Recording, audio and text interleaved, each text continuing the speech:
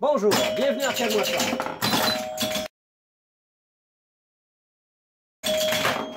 Vlog numéro 2 sur la restauration de la Jungle Queen. Là, ça fait quelques parties que je joue avec la machine. Et il reste encore des petits bugs, il y a des petits trucs à régler.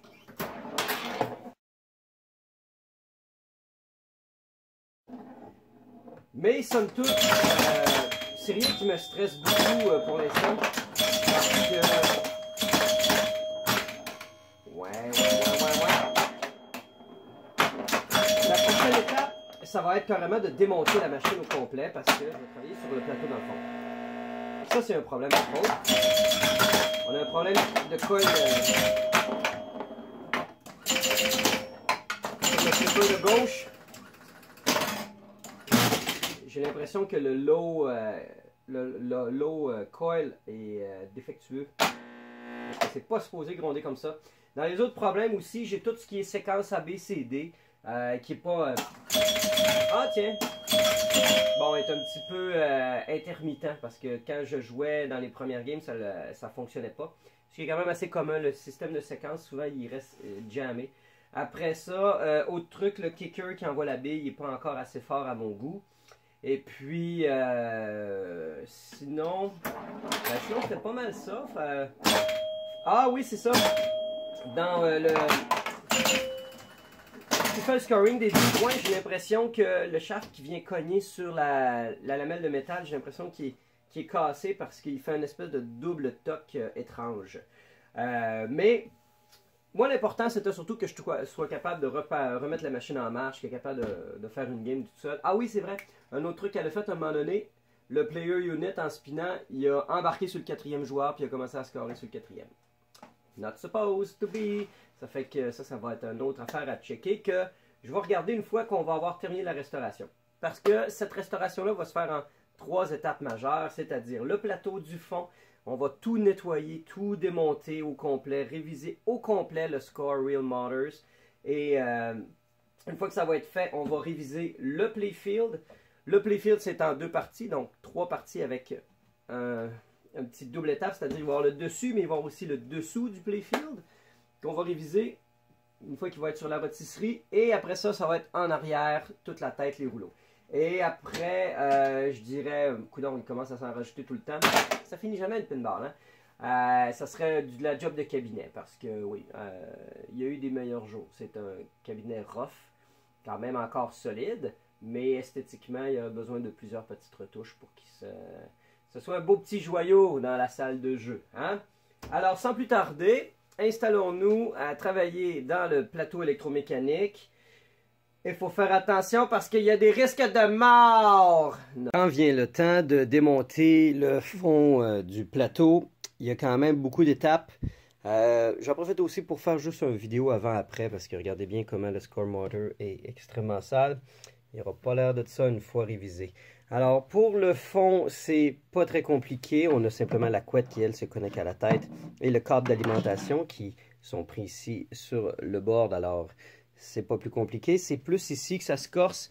Comme par exemple, la petite couette de fil qui est là, elle, ça implique de déclipper chacun des petits connecteurs sur les switch et coil, ainsi que l'alimentation, l'interrupteur. Alors, je vais devoir dévisser ça tantôt. Je peux déjà en défaire quelques-uns ici et là. Et puis, voilà. Fait qu'il me reste juste le fil d'alimentation. L'interrupteur, c'est-à-dire. Et puis ici, j'ai un connecteur. C'est tel que tel. Ça se fait quand même assez bien. Mais pour le reste, je dois déclipper ici et faire un peu sensiblement le même exercice de débranchage à la main. Et comme vous vous en doutez, j'ai pris une énorme quantité de photos, quoique il n'y a pas tant de stock que ça, mais c'est très important parce que je me rappelle quand j'avais fait l'exercice avec ma centigrade à l'époque. Ah tiens, il me reste un fil ici. Quand j'avais fait l'exercice avec ma centigrade à l'époque, j'avais oublié de prendre une photo juste de l'interrupteur du tilt. Ce qui fait qu'au moment de rebrancher, j'ai mis le ground à la mauvaise place et j'ai vraiment cherché longtemps pour être capable de repartir la centigrade à cause de cette petite bévue. Alors après ça, il reste 3 vis, celle-là, celle-là et celle-là. On dévisse ça et on est capable de retirer le plateau.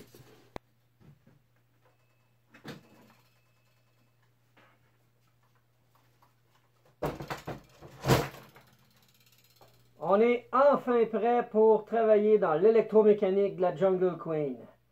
Faut vraiment se protéger comme il faut parce qu'on s'attaque à quelque chose de lourd, de dur et peut-être même mortel. En fait, non, c'est pas si pire que ça. Mais je vais vous dire que ça m'a fait peur au début. Quand j'ai acheté ma première machine, la Centigrade 37, et que j'ai vu tout le boui-boui électromécanique qu'il y avait à l'intérieur, je me suis dit, mon Dieu Seigneur, j'en viendrai jamais à bout s'il faut pas qu'elle pète parce que je serais pas capable de la réparer. Mais comme j'aimais trop ma Centigrade 37, j'ai mis la main à la pâte et j'ai appris comment lire un plan électromécanique. Et j'ai envie de vous partager un peu de ces connaissances aujourd'hui pour démystifier l'affaire et se rendre compte que finalement, c'est accessible à tout le monde. Parce que si vous avez déjà ouvert une lampe dans votre vie, vous avez déjà un très bon bout de chemin pour comprendre l'électromécanique. Parce que, qu'est-ce que c'est un circuit électromécanique en fait? C'est une source de courant avec un interrupteur qui alimente, on pourrait dire un certain output. Ça pourrait être une lampe, ça pourrait être un coil, ça pourrait être un moteur. Bref, quand j'ai fait mes vidéos sur la lampe, c'était bien amusant, mais c'était vraiment en fait pour commencer à démystifier ce que je vais vous montrer aujourd'hui. Dans une machine, tout commence par la fiche électrique qui, elle, rentre par ici, passe à travers une fuse principale, la primary fuse qui doit être une 5 A slow blow. Un certain filage se rend vers l'avant jusqu'à l'interrupteur, qui est juste ici, qui lui permet de mettre le courant dans la machine. J'ai fait un petit Todd and Tucky là, hein? Je viens de mettre le courant. Mais non. Alors, on a du courant qui passe à travers la fuse, qui passe à travers l'interrupteur et qui, puis après ça, vient alimenter un transfo qui, lui, va donner différents voltages en fonction des besoins de la machine. Ça va être des voltages comme, par exemple, du 6.3 volts pour les lumières, ou je crois que c'est quoi, donc on a même du... Il me semble que c'est du 25 volts pour les coils. Ça se peut que je n'aie pas toujours le chiffre exact parce que, comme vous le savez, je suis le maître incontesté des connaissances approximatives. Personne ne me bat là-dedans. Ça fait que on va réviser ça aujourd'hui. On va continuer à savoir comment on fait, comment tout ça est capable de gérer l'électricité de manière à être capable de nous offrir un jeu mécanique qui marche sur des tempos, qui marche sur des timings. Et c'est là toute la beauté de la chose, c'est là que je trouve le plus intéressant. Le Score Motor ici, là, ça contient 3 disques dentelés qui chacun, en fait, celui-ci il y a 2 disques, mais ils ont des petites barres surélevées qui font différentes activations en fonction des timings. C'est assez ingénieux, c'était une surenchère à l'époque, parce que là, ce qu'on voit ici, c'est un peu le summum de l'électromécanique, parce que cette machine-là, qui date de 78, si je me rappelle bien, eh bien, il commençait à avoir des machines à boules électroniques exactement dans les mêmes années. Alors, l'électromécanique s'est un petit peu arrêté là en termes de machines à boules. Ils ne sont pas cherchés à aller plus loin, mais c'était quand même 40 ans d'évolution qui ont mené à ce résultat-là, parce que les premières machines dans lesquelles il y avait l'électricité, ça date carrément des années 30. Je vous invite à aller voir la vidéo de l'époque que j'avais la Torpedo, qui était une machine électromécanique avec des coils dedans. Il datait de 1936.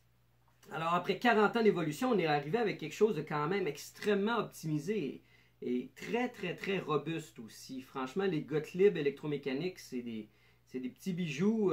C'est les machines selon moi les plus agréables à travailler et les plus fiables une fois qu'ils sont révisés. Alors, ce que je vais faire, je vais commencer par dévisser chacun des banques. Je vais y aller une banque de relais à la fois. nettoyer en dessous et tout nettoyer. Je vais y aller un module à la fois, comme par exemple le module celui-là, si je me rappelle bien, lui, il l'appelle le coin unit. Alors, c'est lui qui va faire en sorte qu'à chaque fois qu'on appuie sur le bouton du replay button, ça va ajouter un joueur. Alors, ça va faire un joueur, 2 joueurs, 3 joueurs, 4 joueurs.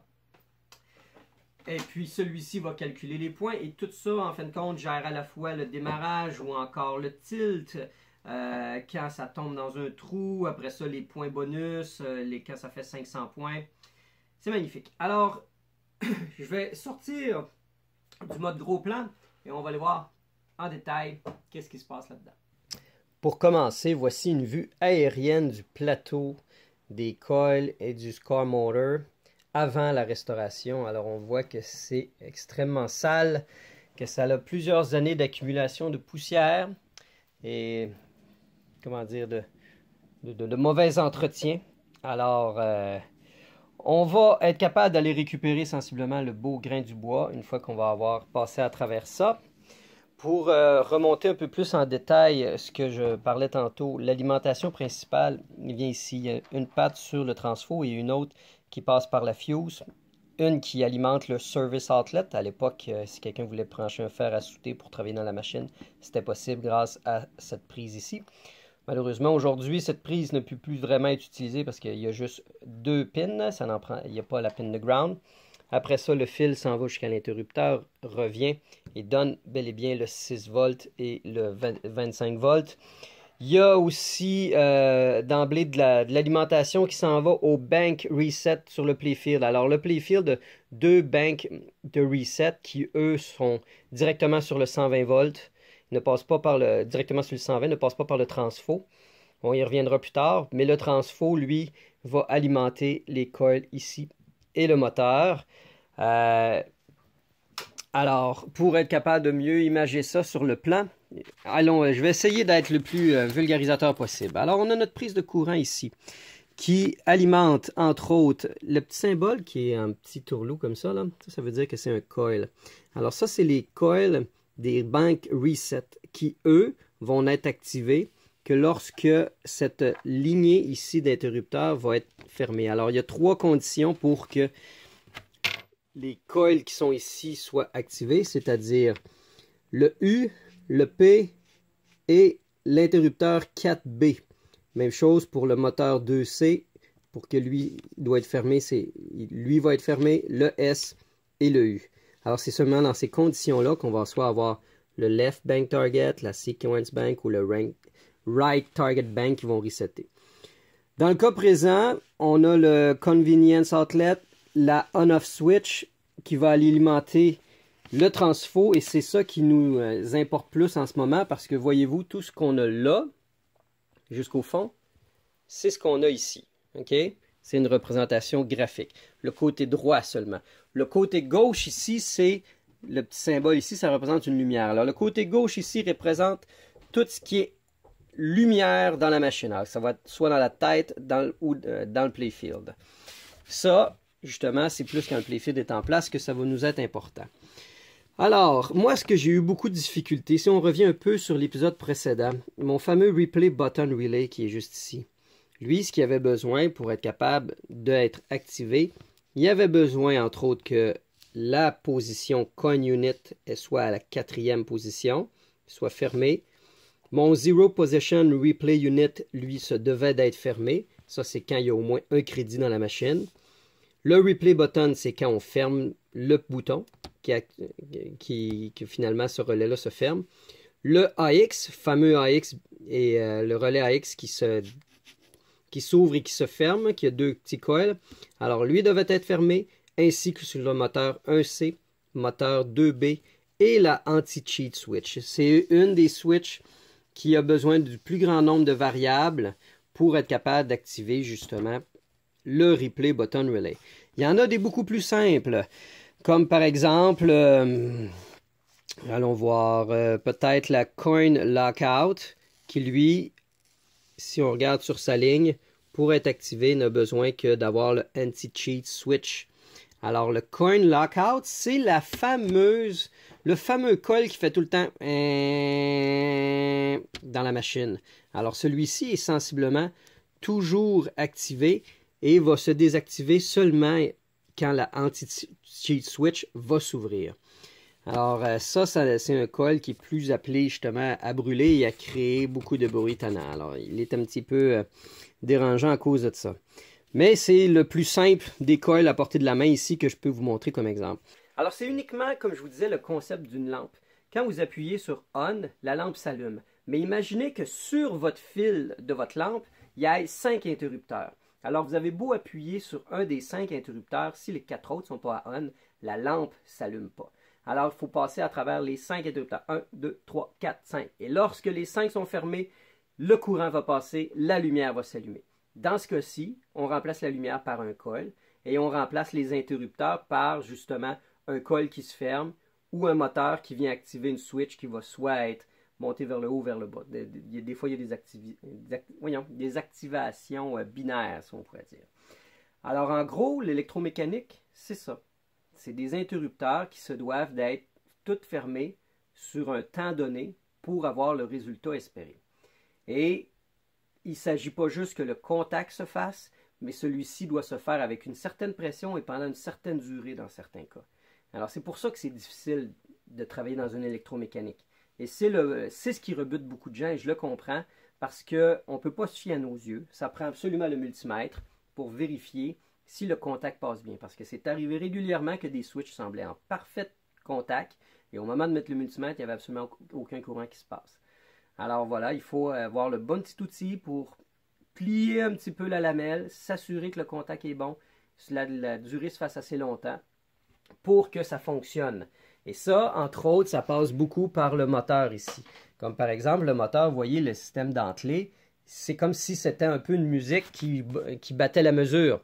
Et au moment où justement ça bat la mesure, il faut que ça le fasse pendant suffisamment de temps. Et entre autres, il faut que la switch soit bien serrée et il faut que l'espacement soit exactement au bon moment. Si c'est trop espacé, au moment de faire contact, le contact va être beaucoup trop faible et le coil n'aura pas assez de force pour être activé. Quand vous faites un nettoyage d'électromécanique, si jamais vous vous lancez là-dedans, je vous le suggère, ça développe la patience. C'est pas tout de regarder justement si le contact se fait bien, mais il faut aussi regarder les soudures. C'est pas rare que soit une soudure est frêle, cassée, fendue et va éventuellement lâcher. Et même vérifier parce que voyez-vous, l'espacement est quand même très serré entre chacune des pointes. Et c'est peut arriver que des manipulations un peu hasardeuses précédentes par quelqu'un d'autre, évidemment pas moi, aient fait en sorte que les lamelles ici ont plié et créent un contact permanent entre deux lamelles. Alors vous avez beau avoir la switch la mieux ajustée, s'il y a un contact permanent ici, la switch perd toute efficacité.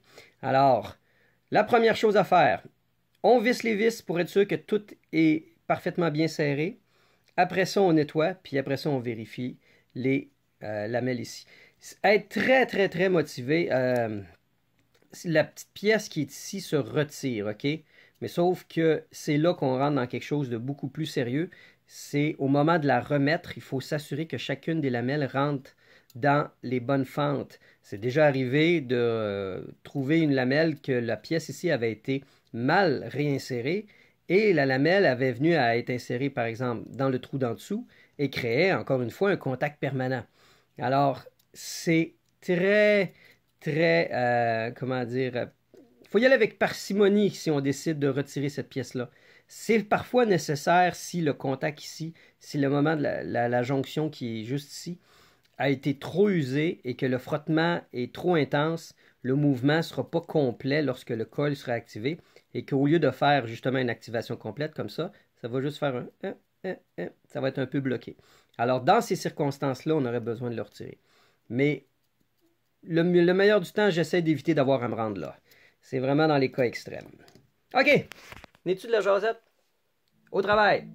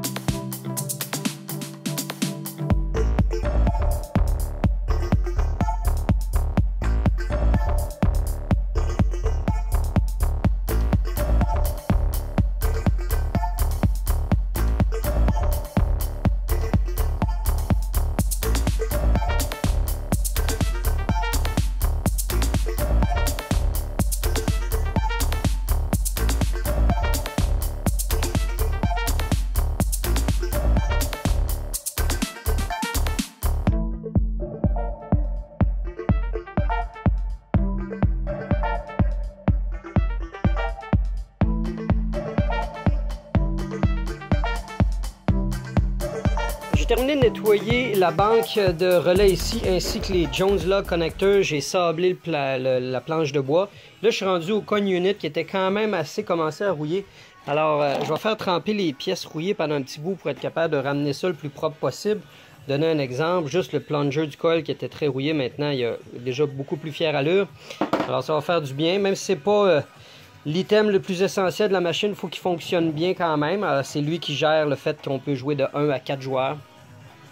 J'ai fini de nettoyer et de réassembler les pièces qui étaient complètement rouillées. Et maintenant tout bouge à la merveille. C'est un gros plus. Pour de l'autre côté, j'ai simplement nettoyé les pads ici avec mon petit crayon à fibre de verre parce que démonter ça, c'est toujours un peu tricky quand c'est bien ajusté parce que vous voyez ici, il y a comme un ajustement dans lequel le triangle de métal tient en place la pièce de bakelite qui est ici et peut être ajusté de gauche à droite pour être sûr que les pointes qui font contact avec les pads soient parfaitement bien alignées. Et ça peut être un peu tricky à réinstaller si jamais on dévisse tout ça. Alors mieux vaut le laisser là quand ça fonctionne bien et simplement nettoyer les contacts. Après ça, j'ai commencé un peu à nettoyer un peu partout ici. Là, j'en suis rendu à changer mes sockets de fuse ici, qui est quand même assez essentiel à faire sur des vieux sockets de fuse de 40 ans. Alors, ceux-ci viennent souvent à sécher. Ils sont quand même encore en bon état, mais tellement oxydés et noircis avec le temps que d'en mettre des nouveaux, ça va vraiment prévenir tout possible bris à l'avenir. Alors, ça, c'est un gros plus. Ça a été nettoyé. Alors, bref, cette section-là va bientôt être terminée. Il va me rester finalement le score wheel motor, le transfo et le 2 coins 3 play relay. Je suis maintenant rendu à démonter le score motor. Alors, c'est sans nul doute ce qu'il y a de plus croustillant sur cette planche d'électromécanisme. Alors, je me prends une petite note d'un quart sur un shaft, sur une petite rallonge comme ça. Et là, ce que je vais commencer à faire, c'est simplement retirer toutes les stacks de switch. Il va sans dire que j'ai pris un nombre incalculable de photos.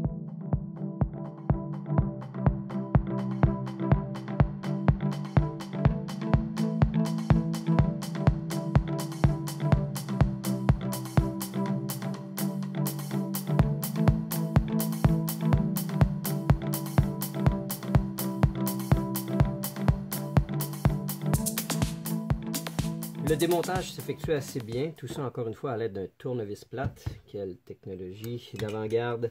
Alors, il y a une petite vis juste ici qu'il s'agit simplement de desserrer, qui va permettre d'enlever les disques. Et là, pour ceux qui se demandent à quoi ça sert celui-là, j'aimerais ça pouvoir vous dire que ça a une formidable utilité.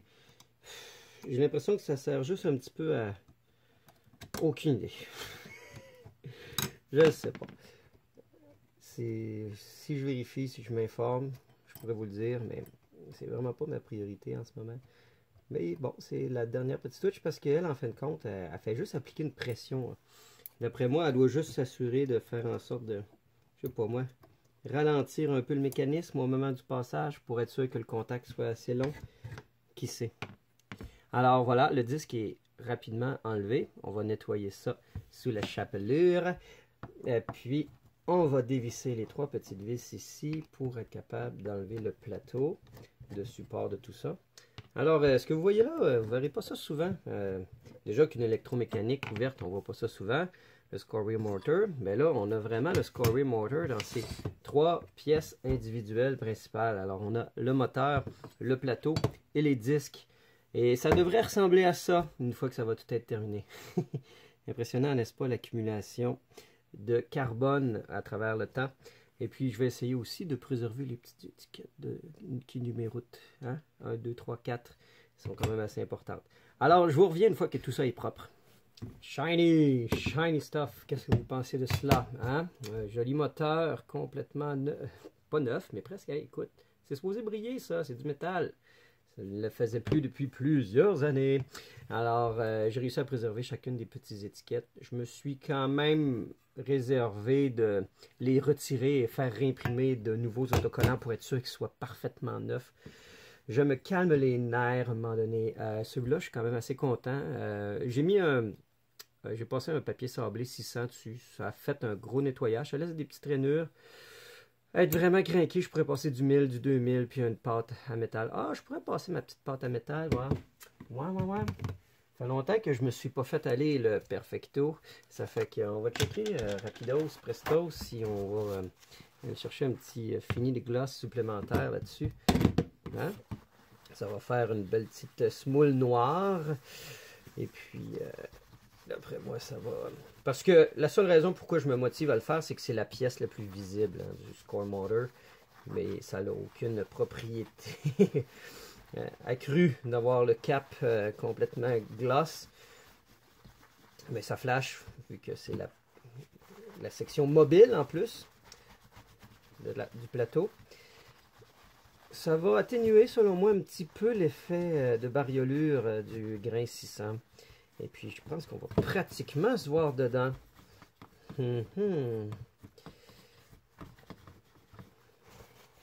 Alors voilà, le résidu noir, comme je parle. Ça fait toujours ça. Franchement, cette petite pâte à polir là, elle est assez fabuleuse. D'ailleurs, j'ai hâte... je vais peut-être me motiver à faire la corn door avec cette pâte-là aussi, éventuellement. Ah, yeah! Il faut que je vous compte en plus. Récemment, je travaille au McFly depuis un petit bout. Je fais le bar. Et puis, tout récemment, il y a un client qui est venu, qui venait de Chicago. Et d'essayer de deviner c'était quoi son travail étudiant dans les années 70. Je vous le donne en mille, il était testeur de pinball chez Gottlieb. Alors la Jungle Queen, que je suis en train de nettoyer en ce moment, eh bien il l'a testé. Il était sur la chaîne de montage et puis son travail. Il a travaillé là dans l'époque des électromécaniques seulement. Hein? Alors, j'aurais aimé avoir le temps de mieux discuter avec le cher monsieur qui était franchement sympathique. Il devait avoir une phénoménale quantité d'anecdotes sur la méthode de production des machines à boules de Gottlieb des fins années 70. Aïe, aïe, aïe, aïe, juste à y repenser, ça me fait encore un pincement au cœur. Là, je l'ai redirigé vers la chaîne YouTube dans l'espoir qu'il reprenne contact avec moi et que je puisse lui poser plus de questions. Parce qu'il détenait des informations qui m'auraient fait trépigner d'enthousiasme. Voyez-vous comment le Perfecto est assez magique, hein? On vient d'avoir en temps réel son effet bénéfique. Alors maintenant, on est à même de réassembler ça. Le sens va comme suit. Et puis, il n'y a pas de mal à faire un peu de temps réel à un moment donné. Hein? Et pour ceux qui se demandent qu'est-ce que j'ai utilisé pour nettoyer le métal de la sorte, j'utilise les bons vieux pads SOS qui ne sont pas disponibles en Europe, mais voici ce que je me sers. C'est des tampons d'acier, mais avec un produit nettoyant dessus. Tampons d'acier savonneux.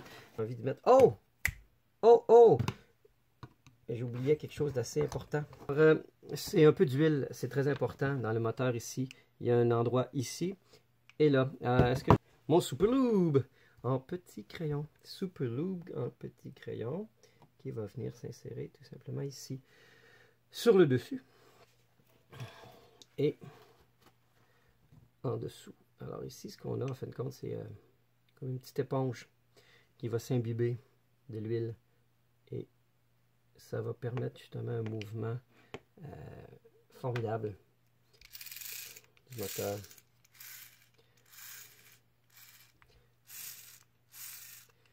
Étape primordiale pour les électromécaniques qui n'ont pas eu d'huile depuis les 40 dernières années. Make another spin for the round. On va essayer de s'aligner pour être entre deux braquettes, comme ça. Et puis toi, tu t'en viens ici. Et voilà, ça en fait un joyeux instrument de musique. Avant de repositionner le moteur sur la planche, il me reste encore un peu de travail, c'est-à-dire nettoyer toutes les switches. Je tenais à présenter la planche avant de remettre le moteur qui a été nettoyé puis sablé. J'ai quand même pris le temps de nettoyer chacune des armatures de métal et réassembler le tout. Ce qui fait que maintenant, on s'amuse avec le système nerveux du Score Motor. Il reste à revisser toutes les stacks de switch là-dessus. Et de ne pas se tromper, hein, parce qu'il y a une hauteur. Alors ça commence de A, B, C, D. Les switches sont toutes réassemblés. Je vais faire une double vérification. J'ai dû réviser la hauteur des disques. Je les avais mis trop bas.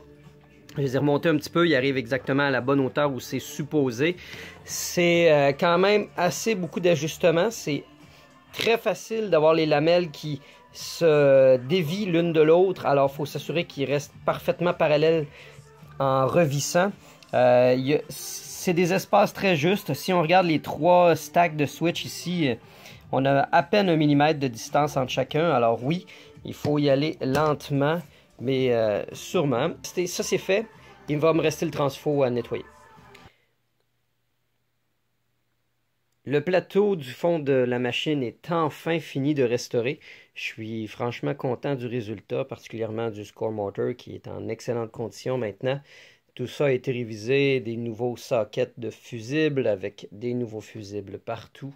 On est prêt maintenant à le remettre dans le fond de la caisse. J'ai fait un nettoyage. Et une fois que ça sera fait, on va s'attaquer au playfield qu'on va mettre sur la rôtisserie. Mais ça va être dans le vlog numéro 3. Merci d'être à l'écoute et j'espère que vous avez été nombreux à être jusqu'à la fin de la vidéo. Je peux dire qu'il doit être quand même assez long. Là. Il doit être facilement une bonne vingtaine de minutes, une demi-heure de jasage que j'ai. Alors, on se dit à très bientôt et portez-vous bien.